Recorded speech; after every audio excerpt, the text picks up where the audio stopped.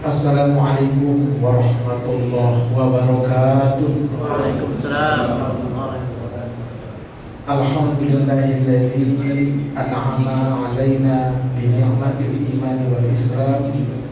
Wassalatu wassalamu ala habibina wa syafi'ina wa maulana Muhammad sallallahu alaihi wasallam wa ala alihi wa ashabihi wa man tabi'ahu ila yaumil qiyamah wa alaina ma'ahum bi rahmatika ya arhamar rahimin. Amma ba'd. Tiada kata yang pantas untuk kita ungkapkan pada siang hari ini kecuali puji dan syukur kehadiran Allah Subhanahu wa taala dengan melafazkan kalimat hamdalah. Alhamdulillahirabbil alamin. Salawat mengucapkan salam semoga senantiasa Allah sampaikan keharibaan uswatun hasanah kita Nabi kita Muhammad sallallahu alaihi wasallam. Bapak-bapak, ibu-ibu, jamaah salat zuhur, jamaah majelis ilmi Masjid Al-Ikhlas BPH Migas Kuningan, yang mudah-mudahan kita semua dirahmati oleh Allah Subhanahu wa taala. Sebelum saya menyampaikan materi pada siang hari ini, saya ingin menginformasikan bahwa saya punya channel di YouTube, nama channelnya Ustadz Arifin Purba Official. Majelis Budi Dakwah Terapan menyelenggarakan 3 kegiatan, yaitu pesantren virtual pondok sholat. Jadi ngaji lewat Zoom setiap malam Ahad khusus tentang sholat, dan itu free dari jam 8 sampai setengah 10 malam. Yang kedua, kami juga menyelenggarakan haji khusus tanpa antri, langsung berangkat tahun 2025, insya Allah aman dan amanah. Juga menyelenggarakan umroh munajat sambil ibadah umroh hajat di bulan Syawal. Ini sekedar informasi, bukan promosi, cuma ngasih tahu doang.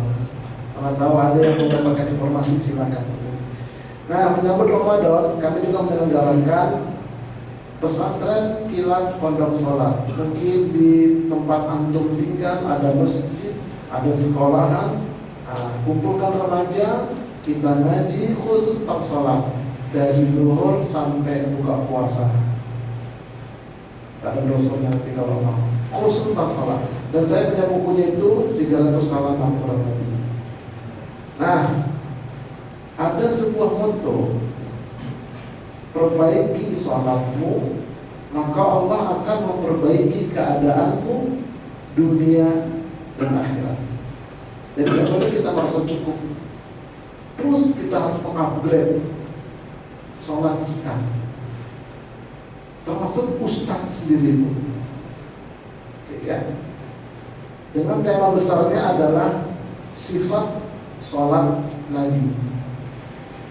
Bagaimana agar sholat kita ini bersesuaian dengan apa yang telah dicontohkan oleh Rasulullah SAW, sebagaimana dalam hadisnya, "Wassallu kama ra'aitumuni usolli." Sholatlah kalian sebagaimana kalian melihat aku sholat. Siapa yang melihat? Sahabat. Diabadikan oleh ulama menjadi hadis. Itulah yang sampai kepada kita. Baik. Sholat merupakan hisab pertama nanti di akhirat. Sudah benarkah sholatku? Jangan-jangan sholatku tidak diterima Allah ini. Ini untuk pribadi, termasuk saya, muhasabah diri. Nah, dalam sebuah hadis, ini hadisnya bersumber dari Abu Hurairah, ya, bahwa Rasulullah SAW, ini dari Abu Hurairah bahwa Rasulullah SAW masuk ke Masjid Nabawi ketika itu. Kemudian ada seorang laki-laki juga masuk masjid lalu sholat sunnah. Nabi sudah duduk. Kemudian mengucapkan salam kepada Nabi setelah dia sholat sunnah. Assalamualaikum ya Rasulullah. Beliau pun menjawab dan berkata kepada orang itu, kembalilah dan ulangilah sholatmu karena kamu belum sholat. Maka orang tersebut pun mengulangi sholatnya seperti yang dilakukan pertama tadi. Nabi perhatikan. Lalu datang lagi kepada menghadap Nabi, Assalamualaikum ya Rasulullah. Nabi, namun beliau kembali berkata, kembalilah dan ulangilah salatmu karena kamu belum sholat. Beliau memerintahkan orang ini sampai 3 kali. Itu di hadapan Nabi. Jadi ada kemungkinan dari gerakan-gerakannya itu tidak sesuai apa yang dicontohkan oleh Rasulullah SAW. Hadis ini sahih, diriwayatkan oleh Imam Bukhari, nomor hadisnya 715, terbitan tahun 2009. Beda tahun terbit buku, maka beda nomor hadisnya. Lanjut. Salat. Nah, ini kita lihat ya. Ada salat zahir, ada salat batin. Pertanyaan-tanya, ini kok ada bicara batin, Ustaz? Apa maksudnya? Nah, ini ya. Tapi ini part pertama. Nggak bisa kita itu mengkaji sholat satu pertemuan yang hanya singkat, nggak boleh lebih dari 1. Diomelin saya. Selesai, nggak bisa. Kita bikin part 1, part 2 dan seterusnya, hanya sulit sholat. Salat zahir itu adalah ada orang yang sukses salat zahir, dia penuhi syarat dan rukunnya. Ya, syarat rukunnya dia penuhi secara zahir. Namun secara batin dia gagal. Artinya tidak suci batinnya, tidak hadir pikirannya, tidak usul jiwanya. Batinnya sholat, tapi pikirannya ke pasar, ke mall, kepada kerjaan, bahkan kunci motor dia lupa. Dia tanya sama istrinya, mana kunci motor abang deh? Kan abang tadi yang nyimpan bang. Iya, tapi di mana lah ya? Kata istrinya, sholat duha dulu bang. Itu hari Ahad, libur kan. Orang cari kunci kok disuruh sholat. Bang, kata orang kalau lagi sholat yang lupa-lupa ingat bang. Ah yang bener kok deh, coba deh bang. Dia sholat, betul, begitu habis baca doa iftitah ingat deh, jangan-jangan di sofa tadi. Aku lama dulu di sana. Dia percepat sholatnya, dia lompat ketemu kunci. Apa kata dia? Alhamdulillah, berkat sholat dapat kunci. Itu bukan dari Allah, dari setan. Karena ada satu setan namanya setan Khanzab, yang khusus merusak pikiran kita, merusak jiwa kita. Nah, bagaimana cara mengusirnya itu? Ada caranya, tapi nggak sekarang. Begitu caranya. Ini sholat zahir, sholat batin. Zuhurnya rajin sholat, berjamaah, tapi batin yang ngayap, jiwanya kotor, sampai mati nggak diperbaiki.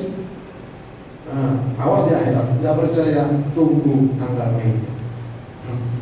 Oke, ayo kita lanjut. Yang pertama diperiksa adalah sholat. Sebagaimana sampaikan Abdul Ustaz tadi.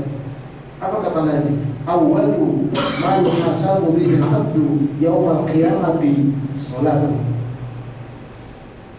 Yang pertama sekali dihisab atau diperiksa pada hari kiamat terhadap setiap amal, setiap hamba adalah sholatnya. Apabila hamba tersebut menyempurnakan sholatnya, maka dicatatlah baginya sebagai suatu kebaikan. Tetapi jika sholatnya tidak sempurna, Allah berfirman kepada malaikat, hai malaikat, lihatlah apakah kamu mendapati pada hambaku sholat sunnah. Kalau ada, maka sempurnakanlah dengan sholat sunnah itu terhadap sholat fardu yang kurang sempurna tadi. Kemudian lakukanlah terhadap amal-amalnya yang lain seperti demikian. Artinya apa? Setelah sholat diperiksa, beres, diterima, baru lanjutkan amalnya diperiksa. Tapi kalau sholat tidak diterima, minggir. Yang lain juga tunda, yang lain maju, nunggu. Ya Allah, luar biasa. Ini hadis sahih riwayat Imam Ibnu Majah. Nah, yang diperiksa itu apanya dari sholat kita? Ya, kita lihat. A. Jumlah sholat seumur hidup mencapai target jumlah atau tidak. Dari mulai akhir balik sampai mati. Itu diperiksa, laki-laki terutama. Kalau perempuan dipotong masa haid dan masa wilayah melahirkan.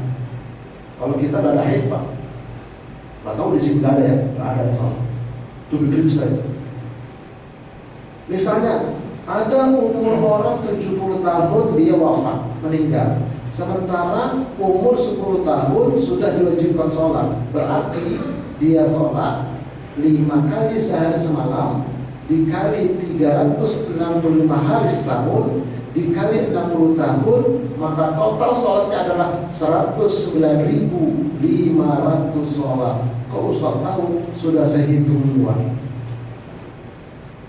Begitu diperiksa nggak sampai jumlah segitu, cuma 100.000. Lalu bagaimana yang 9.500 sholat itu? Apakah dikodok atau bagaimana? Karena dia mulai rajin sholat itu udah umur 30-an. Begitu kerja di kantor, ketemu kawan, ada pengajian, iya ya, selama ini aku gak sholat gitu. Bagaimana yang dulu-dulu itu? Ada dua solusi kata ulama. Yang pertama, kodok. Habis sholat zuhur, dia kodok lagi zuhur. Terus begitu sampai totalnya kira-kira 9.500. Opsi kedua, nggak usah dikodok karena sudah lama. Perbanyak sholat sunnah. Sholat sunnah itulah menutupi sholat fardu yang kurang tadi, sebagaimana hadis di depan tadi. Kalau saya lebih cenderung yang kedua, perbanyak aja sholat sunnah. Kan ada 20 macam sholat sunnah, 20 macam. Itu sudah saya sampaikan di channel saya akan berkunjung Ustaz Arifin Purba Official. Nah, tapi kalau dia misalnya kita kesiangan bangun jam 7 karena kecapean, bagaimana? Itu kodok karena masih dekat. Tapi kalau sudah lama, cukup dengan perbanyak sholat sunnah. Ini satu solusi. Solusi yang pertama tadi dengan mengkodok. Dan ini yang diberi saya jumlah total sholat seumur hidup. Yang kedua yang akan diperiksa itu adalah ilmu tentang sholat, mengikuti sifat sholat Nabi atau tidak. Itu akan diperiksa. Kalau akan ditanya cara sholat seperti itu dari siapa ya? Siapa yang kau ikuti? Siapa yang menjadi panutan engkau? Begitu kata Allah nanti di akhirat. Karena Nabi diutus itu untuk mengajarkan sholat, diantaranya wasallu kama ra'aitumuni usolli. Ternyata nggak sesuai, masalahnya. Nah, yang ketiga, kualitas sholat, menjiwai atau tidak menjiwai sholat. Nah, ngerti nggak makna sholat dari awal sampai akhir yang dibaca itu? Karena kebanyakan kaum muslimin sholatnya kayak burung beo, makan dulu. Dia nggak ngerti yang dia ucapkan. Burung beo itu, maaf, banyak orang manusia yang sholat nggak paham. Nah, makanya ada kajian, ada buku. Mohon doanya ke depan nanti saya mau bikin pesantren faktual, pesantren lansia purba pondok sholat. Pondokannya bisa nginap 3 hari, 9 hari dan seterusnya. Bayar Ustaz, bayar lah, saya kasih makan, saya kasih penginapan. Belum ada itu. Khusus tentang sholat. Ya. Nah, ini kualitas sholat ada 5 level. Yang paling rendah adalah sholat sahur. Di atasnya sholat khusyuk. Di atasnya lagi sholat khudur. Di atasnya lagi sholat usul. Paling tinggi nanti sholat da'i. Sholat sahur itu ada 5 cirinya. Lalai tentang ilmunya, lalai tentang waktunya, lalai pikiran dan jiwanya, kemudian lalai aplikasi dalam kehidupan. Itu ciri-ciri sahur. Adapun khusyuk itu konsentrasi gerakannya, bacaannya, dan aplikasi dalam kehidupan. Adapun hudur itu hadir pikirannya, hadir jiwanya. Adapun usul itu sampai mi'raj pikiran dan jiwanya kepada Allah. Kenapa? As-salatu mi'rajul mu'minin. Salat itu adalah mi'rajnya orang beriman. Dan salat itu dijemput ketika Isra Mi'raj. Ustaz, saya ini selama ini sholat Ustaz gak nyampe Ustaz. Sampai Bakauni hilang dia, gak sampai ke Ka'bah. Kenapa? Gak hadir jiwanya, gak hadir pikiran dalam sholat. Nah, yang paling tinggi adalah sholat daim, yaitu di luar sholat dia implementasikan nilai-nilai sholat dalam kehidupan. Namanya sholat daimun dalam Al-Quran disebut. Nah, untuk kali ini yang akan kita kaji adalah yang nomor 5, yang sahur dulu. Ya, sholat sahur, sholat yang tidak diterima Allah, pelakunya dapat celaka kalau nggak memperbaiki sampai mati.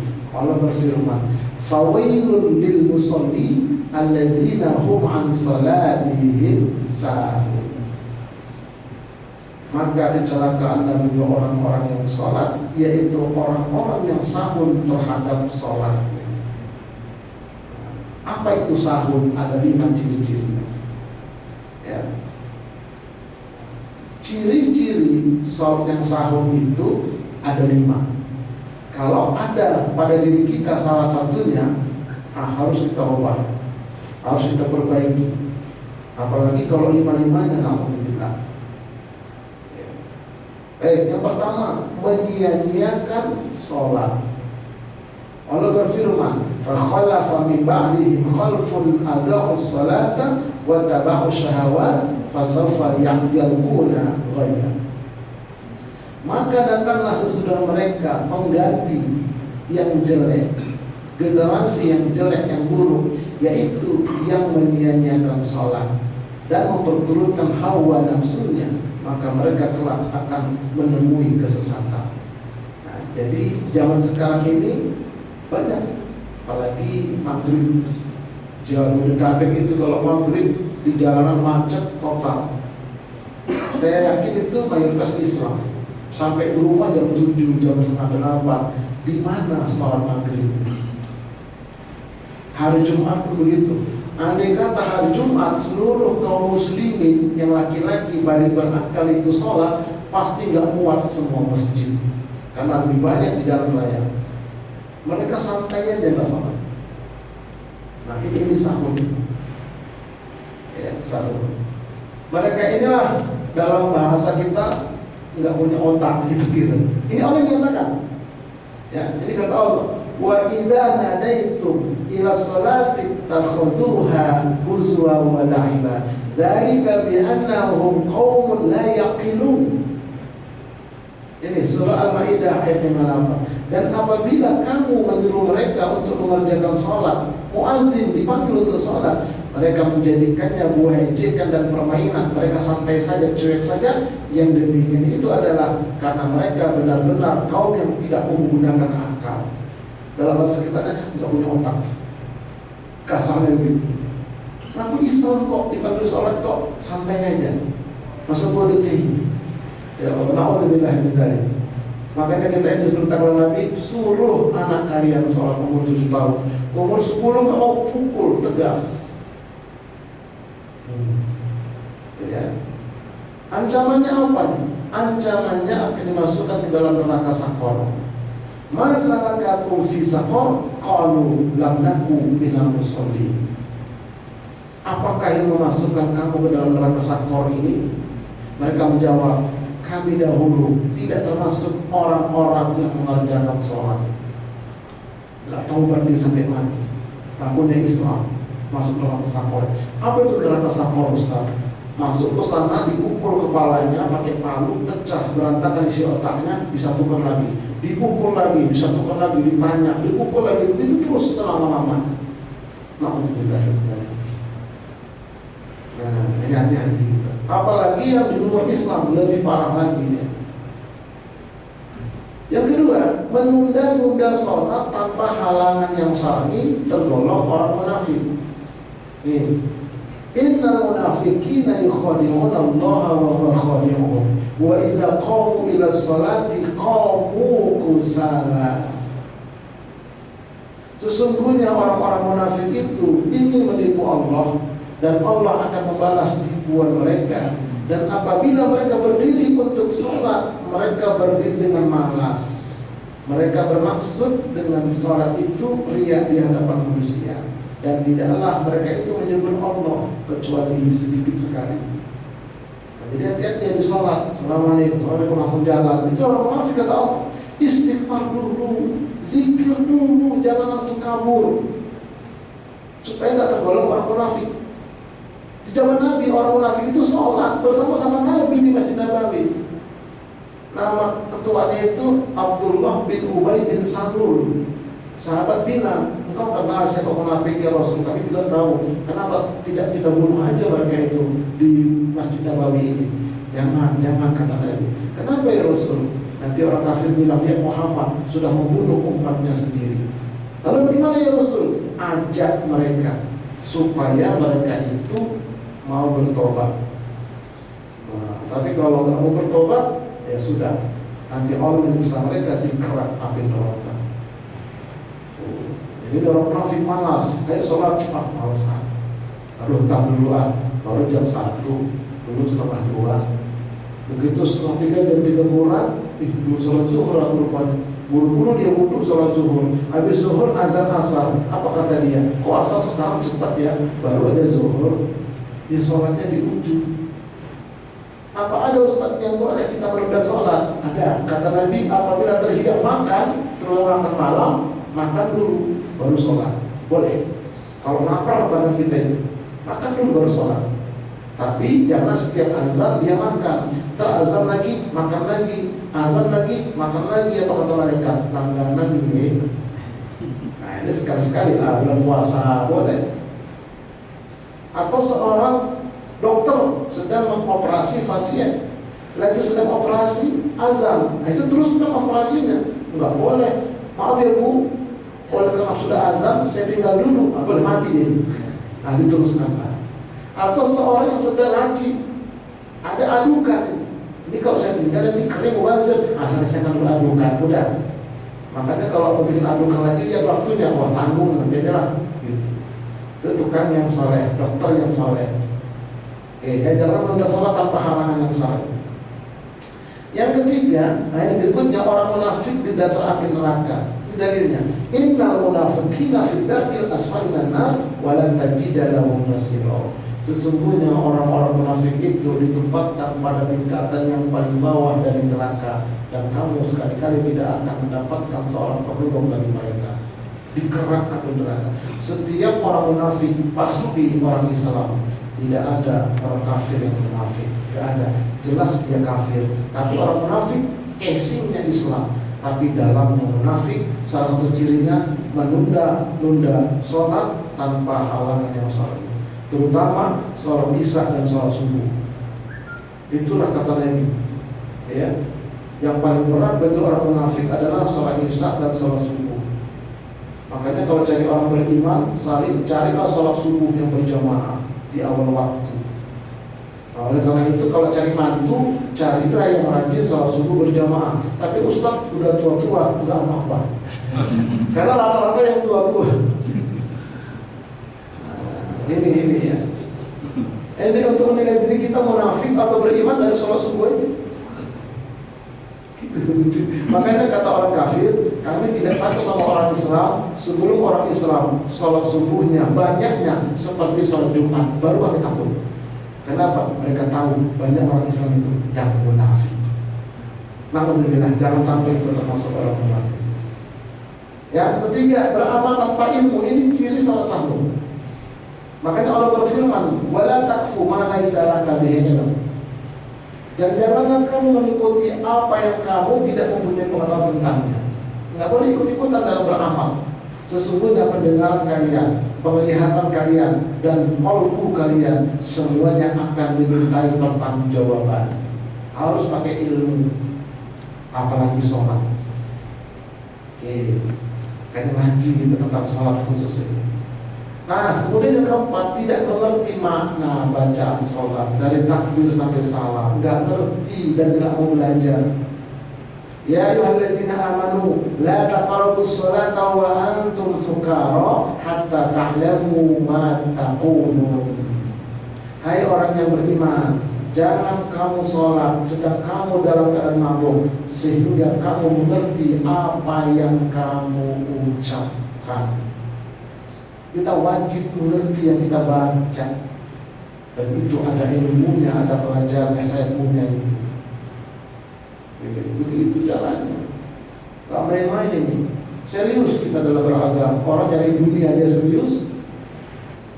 Masa kita nggak serius dalam beragama? Nah, yang kelima, tidak mengaplikasikan nilai-nilai sholat dalam kehidupan. Makanya Allah berfirman dalam Al-Quran Al-Karim surah Al-Ankabut ayat 45, bacalah apa yang telah diwahyukan kepadamu, yaitu Al-Quran, dan dirikanlah sholat. Sesungguhnya sholat itu dapat mencegah perbuatan fahsyat, penyelewengan seksual, dan perbuatan munkar, pelanggaran agama. Dan sesungguhnya mengingat Allah adalah sholat adalah lebih besar keutamaannya daripada ibadah-ibadah yang lain, dan Allah mengetahui apa yang kamu kerjakan. Sholat ini di atas dari ibadah lain, makanya kita harus meningkatkan kualitas ibadah sholat.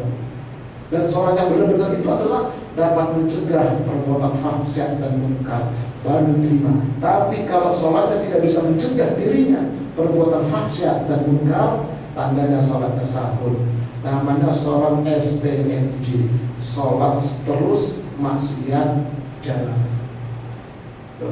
Apa itu fahsyat, Ustaz? Fahsyat itu penyelewengan seksual, pamer aurat, pornografi, homoseksual, lesbian, pokoknya penyelewengan seksual. Ada misalnya wanita ini, maaf, habis sholat dia gulung mukenahnya, dia pakai baju, you can see, kau dapat lihat di ketek saya. Itu sahut sholatnya. Habis sholat digulung mukenahnya, dia pakai baju sekwilda, sekitar wilayah dada, batal sahut sholatnya. Habis sholat digulung mukenah, jadi pakai rohnya bupati, buka paha tinggi-tinggi. Padahal baru sholat dia. Ada juga yang sholat di puncak dia, Pak Haji, habis berselingkuh dia tahajud untuk apa? Untuk menembus. Ya Allah, nggak benar. Itu sahun sholat. Habis sholat, dibongkar itu semua pelanggaran agama, korupsi, manipulasi, kolusi dan sebagainya. Habis dia sholat, dia korupsi, percuma sholatnya kalau nggak taubat. Kok galang banget Ustaz? Memang begitulah ngaji. Serius dia. Oke, dah. Nah, bagian akhir, sholatmu adalah cerminan hidupmu. Sholatmu adalah cerminan hidup. Jika kamu selalu menunda-nunda sholat, bersiap-siaplah tertunda segala urusanmu. Yang kedua, karena sholat selalu bergandengan dengan kesuksesan. Hayya 'ala sholah, hayya 'alal falah. Bergandengan. Kalau mau sukses, jangan tunda sholat. Ketika menunda sholat, gak akan sukses.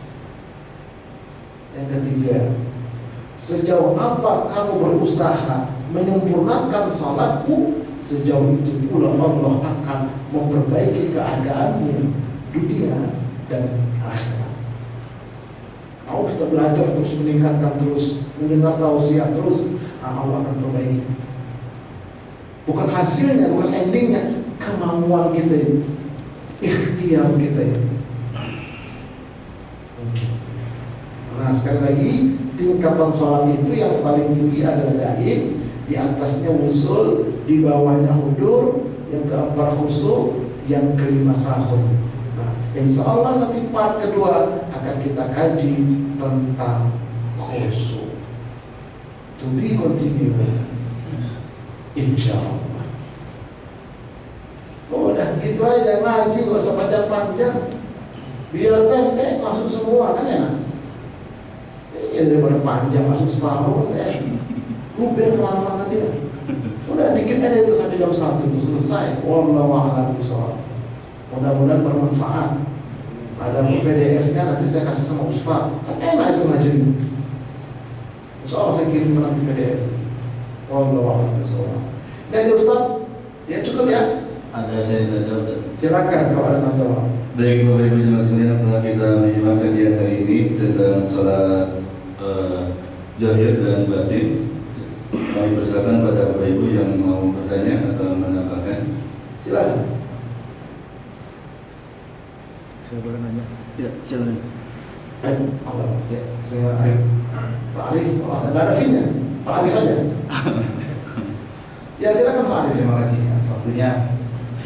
Tadi sebelum ceramah dimulai, Pak Budi menyampaikan bahwa sholat itu merupakan syarat untuk diterimanya amal ya. Seperti itu ya, dari yang disampaikan.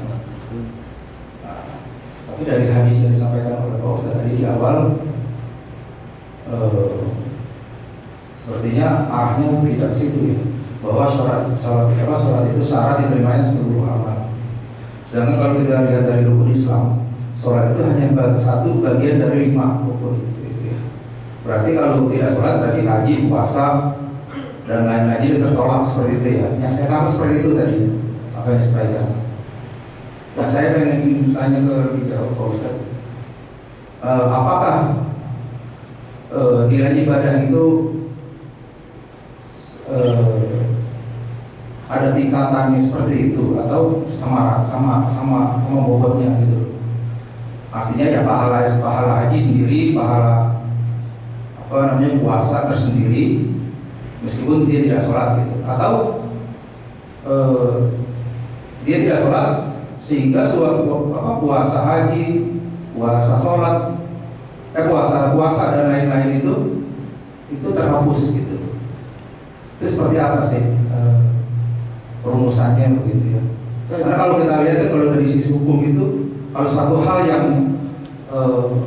derajatnya satu level itu mestinya kan bobotnya sama begitu ya. Seperti itu. Terima kasih. Oke, jadi begini. Dalam disebutkan man taraka sholata muta'ammidan faqad kafara jihadan. Siapa yang meninggalkan sholat dengan sengaja, maka dia telah menjadi kafir yang nyata. Artinya kalau nggak sholat, ya amalnya tertolak. Pasti itu. Karena sholat yang agama, as-sholatu imaduddin. Sholat yang agama, faman aqamaha faqad aqamaddin. Siapa mendirikan sholat, dia telah mendirikan agama dalam dirinya. Siapa mendirikan sholat, dia menentukan agama dalam dirinya. Kedua, yang ketiga ini tadi, apabila hambaku itu menyempurnakan sholat fardunya, maka periksalah yang lain. Tapi kalau nggak sempurna, dihitung tadi ternyata nggak mencapai target, tunda amalan lain. Jangan periksa, jangan lanjutkan, minggir dulu, nanti yang lain. Jadi artinya apa? Soal tolak ukur, diterima atau ditolaknya amalan yang lain. Maka kita sebutkan tadi, sholat itu adalah ibadah yang paling utama, paling bagus, paling utama sholat itu. Jadi oleh karena itu nggak main-main tentang sholat.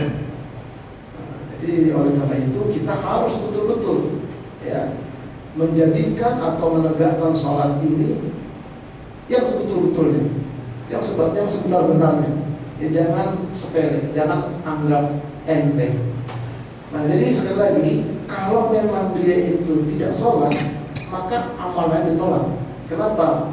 Tiang agama, penentu Islam atau kafir, sholat. Al-farqu bainana wa bainahum as-sholah, kata Nabi. Pembeda antara kita orang muslim dengan non muslim, sholat. Kita tegas itu. Nah, jadi arahnya ke sana sebetulnya. Nah, kalau ibadah lain enggak, sholat zakat sama haji itu enggak terkait. Tapi kalau sholat terkait sama semua. Itu tolak ukur. Ini yang perlu kita paham. Bisa kira-kira apa? Atau ada yang mau disangkan? Enggak apa-apa, enggak ada diskusi. Ya. Di suatu ayat Al-Quran itu saya pernah baca bahwa orang beriman itu yang mengerjakan sholat, menunaikan zakat dan apalagi gitu ya. Ya. Berarti kan kalau saya dari sisi hukum itu satu hal yang satu klausul itu kalau menurut hukum itu kan satu hal yang satu level gitu loh, yang bobotnya sama, yang tingkat kepentingannya sama gitu. Betul. Nah, artinya kalau saya memahaminya sholat dengan puasa dengan zakat dengan haji itu ya sama bobot hukumnya begitu. Jadi begini, ada nanti rumus tafsir Al-Quran dengan ayat Quran. Tafsir Al-Quran dijelaskan oleh hadis. Nah, Jadi dalam surah Al-Baqarah ayat yang kedua tadi, alladzina yu'minuna bil ghaibi wa yuqimuna sholata wa mimma razaqnahum yunfiqun, itu kan satu level soal Allah. Tapi nanti diterangkan dengan ayat yang lain. Nah, dikatakan dengan yang lain tadi, kemudian diterangkan dengan hadis. Nah, walaupun di situ satu level, tapi nanti rinciannya harus mengatakan siapa meninggalkan sholat dengan sengaja.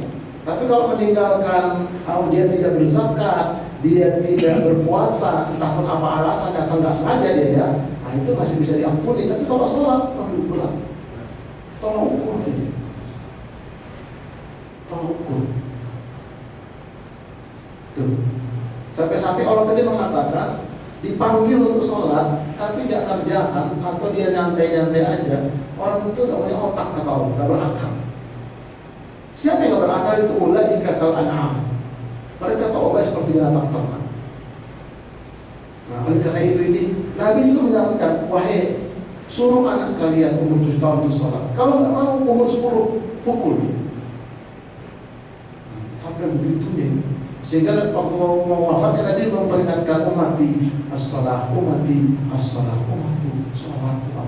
Saking pentingnya dijemput ketika Mi'raj. Amalan lain itu diturunkan lewat malaikat Jibril, tapi sholat dijemput langsung.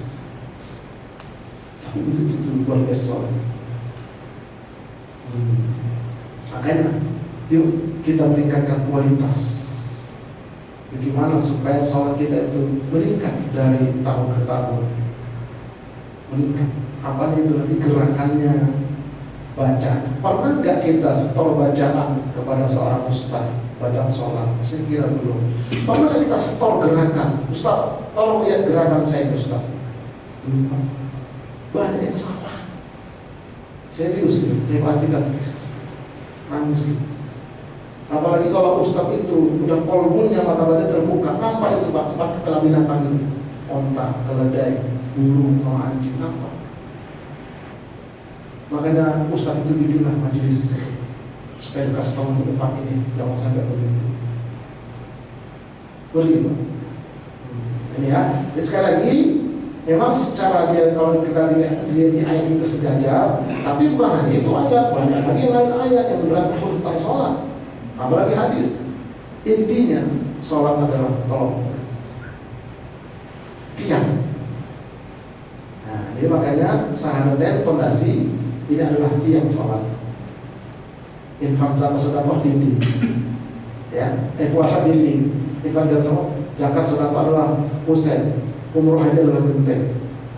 Nah, begitu perumpamaan. Oke, ada lagi? Satu lagi terakhir. Halo. Assalamualaikum Ustaz. Waalaikumsalam. Ini mau bertanya tentang dan sifat sholat Nabi. Nah, ini tentang aplikasi sholat, di mana hal ini sudah sering terjadi dan sudah kita lihat. Pertanyaannya gini, apakah seseorang dalam sholat itu boleh merubah niat? Pertanyaan saya ini akan saya jadikan dengan kebiasaan. Contoh begini, imam sholat, jamaah sholat, ada masuk terakhir dapat satu rakaat, terakhir dia ini dapat 1 rakaat, selesai salam. Nah, jamaah yang terakhir dapat 1 rakaat ini naik. Apakah di rakaat kedua dia harus membaca dijaharkan, keraskan, atau cukup dia? Itu pertanyaan pertama. Pertanyaan keduanya, ketika ada jemaah datang bermakmum dengan dia dengan cara menempuh, sedangkan dia kan sholatnya niatnya kan berjamaah makmum, apakah dia merubah niatnya untuk menjadi imam atau tidak usah? Apakah dia juga harus menjaharkan ketika di rakaat keduanya dia menjadi imam ketika ada masbuk yang terakhir? Nah, mungkin jawaban ini mungkin bisa bermanfaat buat saya karena selama ini saya memperhatikan seperti itu. Terima kasih. Nah, nanti sebetulnya keterangan lebih detail ada di YouTube saya di pesantren virtual itu tentang tata cara sholat berjamaah. Jadi begini, ketika kita menjadi makmum, maka perbuatan kita itu adalah mengikuti imam. Oke. Nah, kemudian setelah misalnya sholat subuh kita terlambat 1 rakaat masuk. Nah, kemudian imam sudah salam, kita masih ada rakaat kedua. Apakah kita baca jahar atau sir? Karena kita posisi sebagai makmum tetap sir. Nggak boleh jahar, tetap sir. Lalu kemudian tiba-tiba di belakang ada yang ikut, dicolek-colek pundak kita. Kadang-kadang nggak tahu ngapain lo, gua ngikut, gua terlambat, jadi batal sholatnya. Kadang sebelah, sholat gak ngobrol, ada yang bilang mending gua gak ngobrol, ya udah selesai, gak punya ilmu. Jadi begini, jadi kalau kita mau ngikut, gak usah pakai colek-colek, langsung aja nempel. Nah, bagaimana si yang masuk tadi jadikan? Apakah dia merubah niat? Gak usah. Yang berniat yang di belakang ini. Bahkan sampai orang itu sholat sunnah, kita jadi makmum sholat wajib boleh. Gak usah bilang, gua sholat sunnah tahu, gak usah. Biar jadi berjamaah. Sampai begitu. Bahkan ada orang terlambat udah sholat semua, 1 orang disuruhlah. Siapa mau sedekah kata Nabi? Ayo sholat lagi kamu, jadi makmum dia. Yang udah sholat fardu tadi, ikut aja jadi makmum untuk bersedekah kepada kawan itu supaya dapat pahala jamaah. Nah, jadi sekali lagi yang masuk tadi ini ketika dia diimamin oleh belakang, nggak usah rubah niat. Ada yang dibolehkan rubah niat ketika kita sholat. Kapan? Ketika kita sholat berjamaah di satu masjid. Ternyata imamnya itu kita nggak tahu imam itu siapa. Begitu kita ikut tas pas Fatihah, berantakan Al-Fatihahnya. Sementara kita sudah vaksin ikut ngaji. Alhamdulillahi Rabbil Alamin Ar-Rahmanir-Rahim. Bagaimana itu? Kita mufarokoh. Aku sholat sendiri, tapi gerakan tetap menjaga. Jangan kita keluar, nggak boleh. Tetap kita dalam berjamaah itu, tapi kita mufarokoh niatnya. Dapat pahala nggak Ustaz? Kita dapat pahala jamaah karena kita ini jamaah, ketemu imamnya kayak begitu. Dan banyak yang nggak punya ilmu imam, modal nekat. Nah itu boleh mufarokoh, berubah niatnya.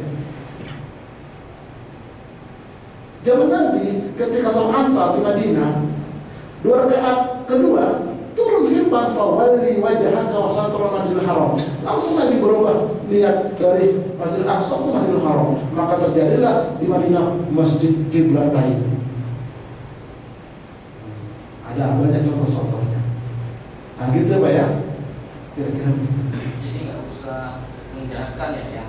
Nggak usah. Ketika ada masuk, ya Nggak usah. nggak usah. Karena status kita kan makmum. Makmum dia. Tetap makmum kita setelah itu. Nah dia ini jadi makmum kepada makmum sebetulnya.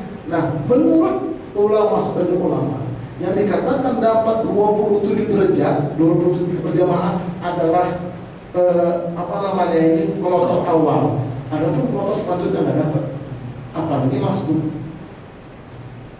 Apalagi mengikuti masbuk tadi atau mengikuti makmum. Tapi kalau masbuk mengikuti imam masih dapat ya. Kloter pertama, makanya masih Nabawi nggak ada kloter kedua.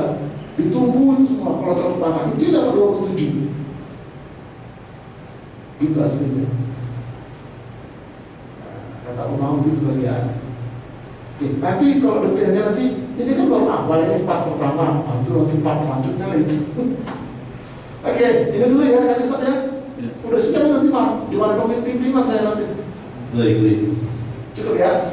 Ya kita tutup dengan doa kafaratul majlis. Subhanakallahumma wa bihamdika asyhadu an la ilaha illa anta astaghfiruka wa atubu ilaik. Assalamualaikum warahmatullahi wabarakatuh. Waalaikumsalam warahmatullahi wabarakatuh. Mudah-mudahan kajian hari ini bisa menginspirasi kita dan juga kita bisa mengoreksi sholat kita di setiap waktu. Dan insya Allah Senin depan kita berjumpa dengan Ustaz Amir Ma'ruf Ehmad.